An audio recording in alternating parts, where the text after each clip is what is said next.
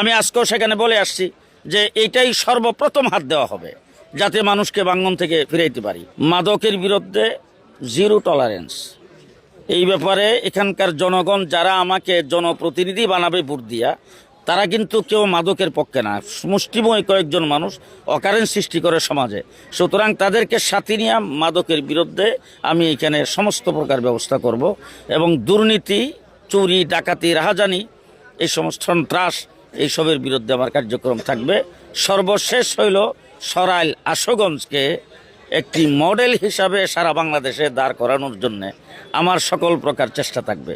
আমি গতকাল গেছিলাম ওরওয়াইল দুবাজাইল, সেখানে যাওয়ার পরে আমি যাই সেখানে বলছি যে আমার আল্লাহ পাক কোমর দিছেন একটা, যদি কোমর আরেকটা দিত তাহলে এটা ব্যাগের ভিতরে থাকলে আমার যে কোমরটা ভেঙে গেছে এটা আমি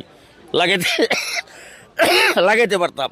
কিন্তু এখন আমি বললাম যে আমি একদিন আসছি, যে আমার কোমরের অবস্থা এই হয়, যারা সার্বক্ষণিক চলাচল করে তাদের অবস্থাটা কি?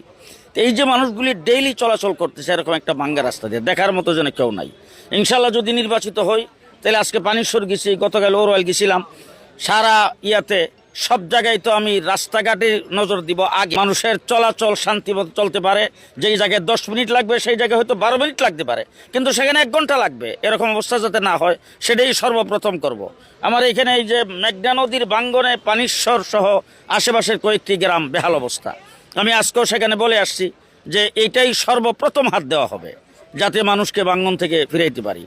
এছাড়াও যত প্রকারের জনসম্পৃক্ততায় যত কাজকর্ম আছে সবগুলো ইনশাল্লাহ আমি করব, আল্লাহ যদি তৌফিক দান করে।